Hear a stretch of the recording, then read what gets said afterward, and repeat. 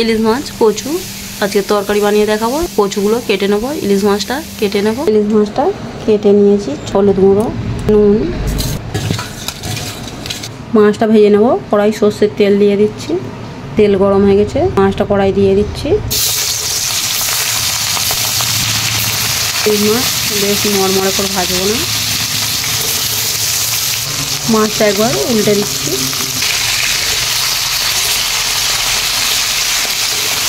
মাছগুলো ভাজা হয়ে গেছে, তুলে নিচ্ছি, বেশি নরমরে করবো না। এই মাছের তেলে কচুগুলো ভেজে নেব, নুন দিয়ে দিচ্ছি। কচুটা ভাজা হয়ে গেছে, তুলে নিচ্ছি। কচু দিয়ে ইলিশ মাছের তরকারি বানাবার জন্য আমি ফোড়নে দিচ্ছি কালা জিরে, মেথি ফোড়ন দিয়ে দিচ্ছি।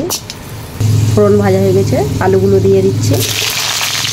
আলু ভাজা ফুল নুন দিয়ে দিচ্ছি, হলুদ গুঁড়ো, লঙ্কা গুঁড়ো দিয়ে দিয়েছি।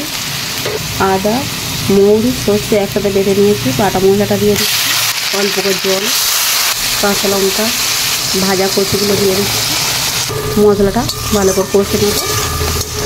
মশলাটা ভালো করে কষে নিয়েছি, জল ঢেলে দিচ্ছি।